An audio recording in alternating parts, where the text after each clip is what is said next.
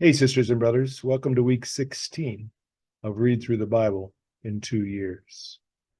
Our Old Testament readings are still in the book of Leviticus. In this book of all of these laws that God is giving to Moses, and then Moses turns around and communicates these laws to these descendants of Abraham, these Hebrews that will eventually make their way to the promised land and form this new community. So keep in mind now that the book of Leviticus is more than just a bunch of laws, that it is also has something to do with the health of the community, the physical health of community. There's a great deal of interest in keeping the people healthy, and so there's a lot that is written about foodborne illnesses, about clean and unclean food, about what animals are good to eat and what animals you should stay away from in terms of slaughtering them and eating them. There's a lot about skin diseases and how does one tell if you have leprosy or do not have leprosy? What do you do to make sure that you are not contagious to the people around you? A lot to write about concerning bodily discharges and how do you handle those particular types of situations. And they're not just random laws, they have to do with public health.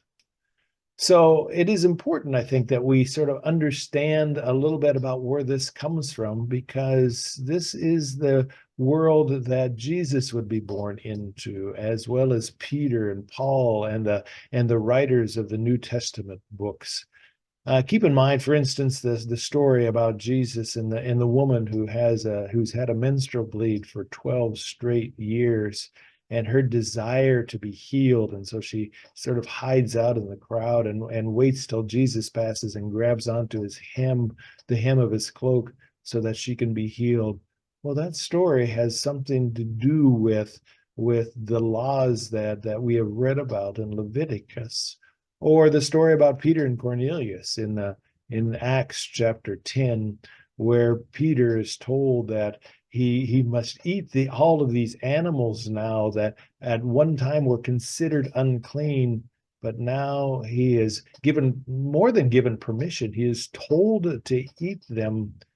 And the base of this story has something to do with these laws that God has given to God's people in the book of Leviticus. In our New Testament reading, we continue with our reading of First Corinthians. And just as a reminder, remember that Paul, the Apostle Paul, was the person who founded this community in Corinth. Stayed there for a good long time, raising leaders. And then, as Paul did, he moved on to other communities, circulating around those communities that he had already founded, and starting new ones. But as Paul has left that community, all of a sudden he receives letters, receives communications, that things in Corinth aren't going so well, that there's dissension there. And as we enter into this part of First Corinthians, we enter into a whole series of subject matter that Paul is writing to teach the people there, about what it is that is good for them, what is healthy for them, what is faithful for them. And so you have a whole series of teachings about sex and about marriage, about food. And Paul, has preached this radical grace, this grace that says that it's not what we do that makes us righteous before God, but it is what God has done for us in Jesus Christ. However, he says, not all things are beneficial.